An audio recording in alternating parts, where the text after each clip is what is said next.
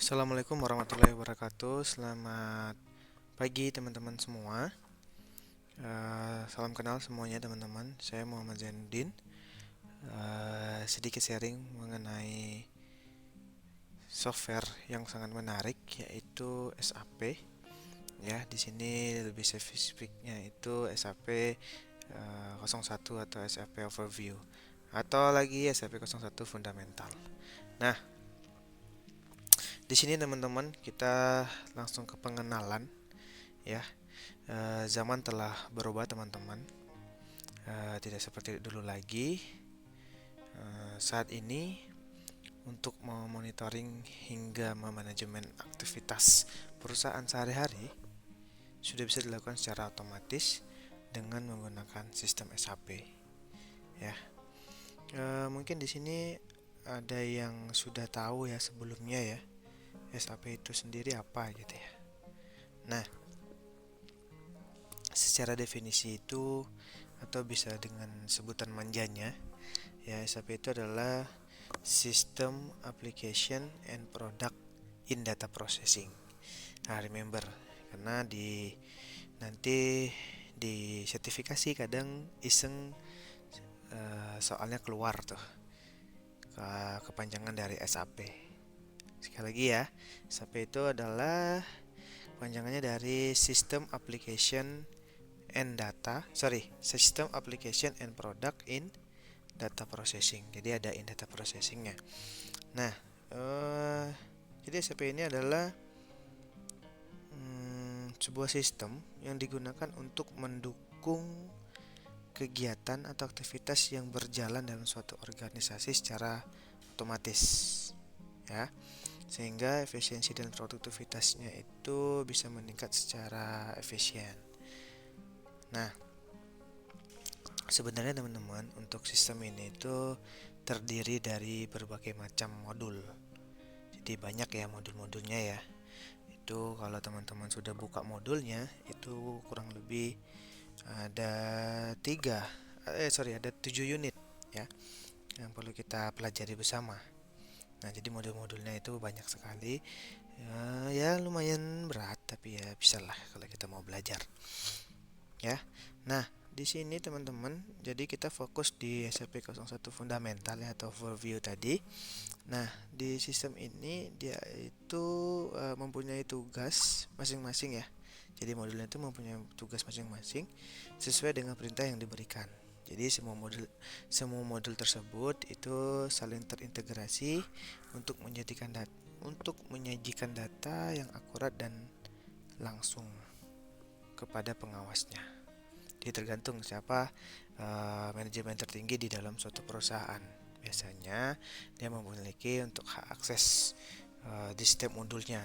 Sama halnya nanti yang kita pelajari di SAP 01 fundamental ini. Jadi kita mempunyai hak akses di menu atau di modul logistik, financial dan HCM.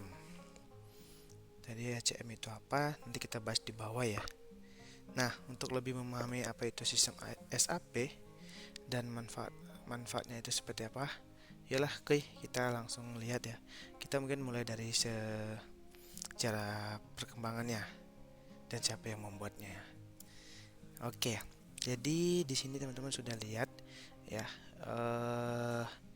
SAP itu ditemukan pada tahun 1972 oleh 5 orang pekerja di IBM ya. Jadi ya teman-teman sudah pada tahu lah, IBM itu salah satu perusahaan komputer yang besar di dunia ya.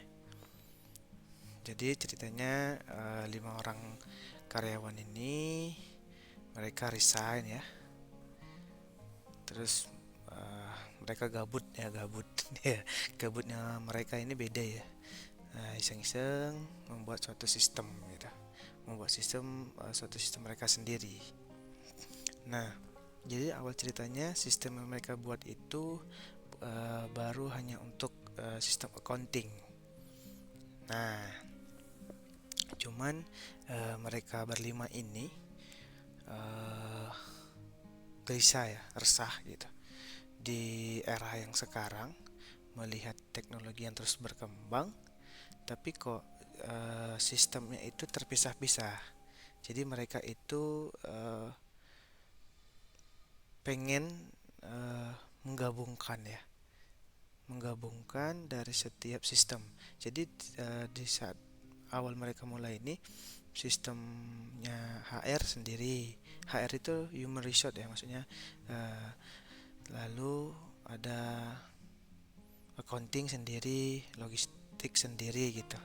Mereka berpikir kok masih kayak gini ya, kayak gitu. Jadi mereka mencoba untuk mencari ide ya, untuk mengembangkannya. Bagaimana cara mengintegrasikan sistem-sistem yang ada, seperti tadi ya, logistik, accounting, dan sistem lainnya. Jadi mereka mencari tahu nih gimana gitu ya. Cukup panjang perjalanannya. Oke, kita lanjut ya. Lanjut ke slide berikutnya. Ini saya slow-slow aja ya. Jadi kita bisa memahaminya perlahan bersama. Saya juga masih pemula teman-teman. Jadi kita sama-sama belajar. Nanti kalau ada yang kurang atau tambahan bisa teman-teman komen di bawah ya. Nah, ini kelanjutan dari perkembangan dari yang SAP tadi ya. Jadi pada tahun 1972, ini ya 1972 itu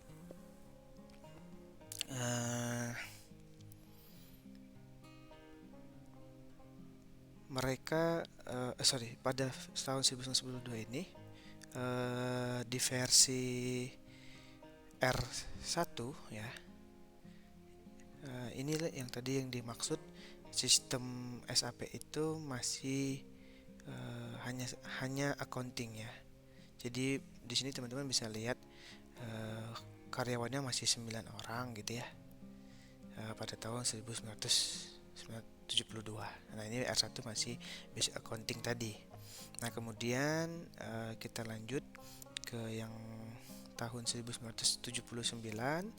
Nah, di versi R2 ya. Nah, di sini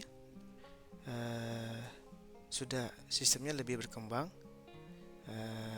menggunakan namanya mainframe. Nah, di sini teman-teman bisa lihat nih, di R2 sudah mulai mainframe ya. Nah, atau istilah lainnya itu komputer besar. Nah, kemudian teman-teman bisa lihat nih pegawainya sudah mulai menjadi 60 ya. Kemudian customernya itu ada 50 customer di dua negara ya. Nih, di dua negara, yaitu Jerman dan Australia. Jadi customer pertama mereka itu di Jerman dan di Australia. Oh iya, by the way, SAP ini dikembangkan di Jerman. Jadi software yang SAP ini adalah softwarenya Jerman. Gitu ya teman-teman ya. Oke, selanjutnya kita lihat yang di naik lagi ke tahun 1992.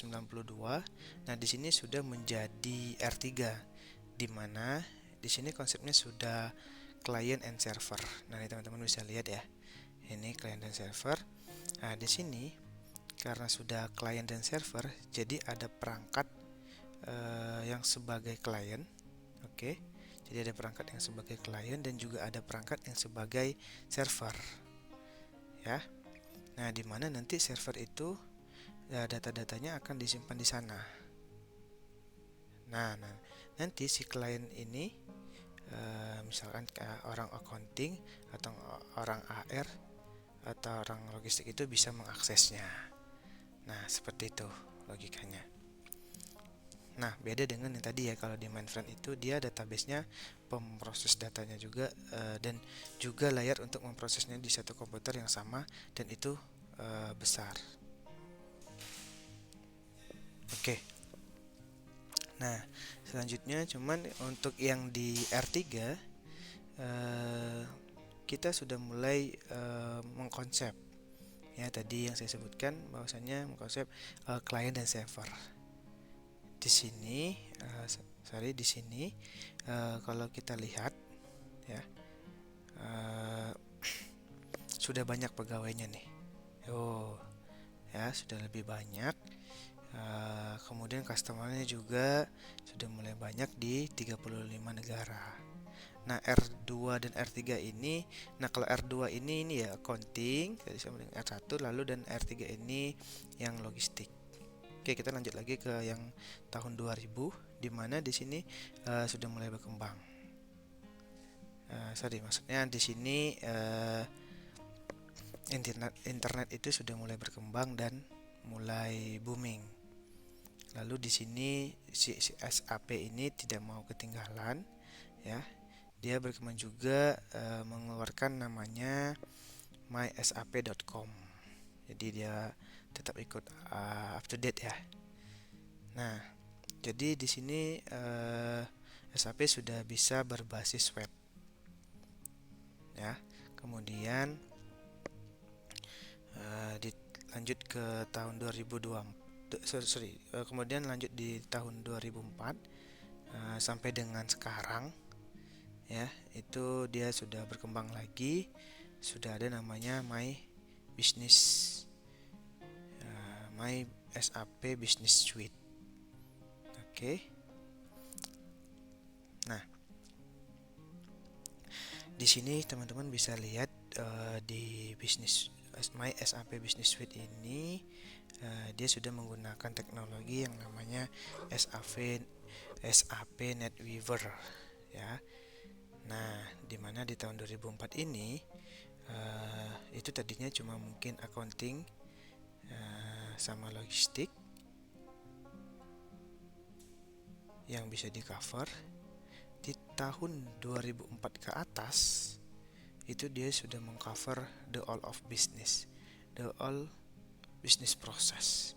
Jadi udah accounting, udah logistik, dan sudah HR atau human resource tadi, dan sudah juga dengan sub modul lainnya. Itu sudah bisa di cover pada tahun 2000 ke atas. Nah, di sini kalau teman-teman lihat ada sub NetWeaver. Nah, ini adalah teknologinya SAP, di mana teknologi platform My SAP, ya, itu bisa diintegrasikan dengan non SAP. Jadi antara SAP ini dengan aplikasi lain sudah bisa saling tukar data, ya, atau istilah di SAP itu nanti cross app.